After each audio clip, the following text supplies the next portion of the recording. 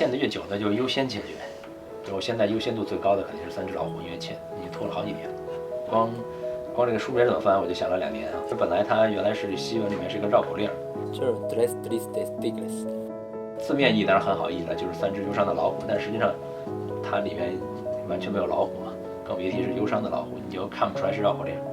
当初想了几种方式，这个什么虎虎虎都想过了啊。本来想了一个叫苦虎图是吧？这中文念起来有点拗口，但是为了体现它原来那种绕口令的风格，这个图呢，刚才也说了，因为它这个小说呈现的是一个这样的一个特定年代的，我们说是一个哈瓦那夜店版的尤利西斯啊，或者是追忆逝水年华呀，所以它是有一种画卷的感觉，它是一个人物群像，但是最后恐怕还是老老实实的用这个3只悲伤的老虎，因为毕竟你想象一下，你到书店里面，你说来一本苦虎图，人家说什么苦虎图什么苦，那这个说半天就说不清楚是吧？中国近300年学术史也是10来年了，陆续的一点一点做，今年可能基本上能完成了。中国近300年学术史是梁任公最重要的一本学术著作，他的学术著作跟我们现在的一些学术著作不一样的时候，他是把自己的个人情感写到了这本著作里。他有的时候会写哈哈2个字，你说一本学术著作里会写哈哈2个字吗？他表示很高兴，他就哈哈2个字，太好。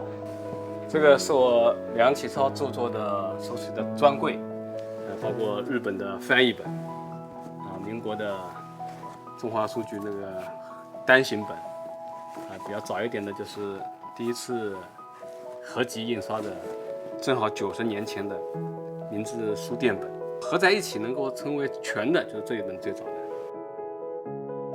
对，这本书最早出版于1926年。这一本呢是1929年的第4印。这本书很有意思，这是近300年学术史第一个全本。但是呢，这个出版社很有意思，出版社叫明治书店。这个明治书店存在历史上就出过这么一本书，其他没有见过他出过其他的书。第二个呢，这本书也只找到了第4版，1、2、3版从来没有见过。所以呢，这是1929年的。说是第4版，但是可能存世的这个版本的唯一的一个本子。原创其实，咱们还得玩命的去推，要不然就你放上去迅速它就沉底了。因为这机会可能也就试那么几次，明年如果还不行的话，我估计也很难再继续。所以这就真的跟打仗差不多。这件事，我挺能说的吧？啊，谢谢。关键是一句话也不说。内向时代嘛，我们编辑部就叫内向时代编辑部。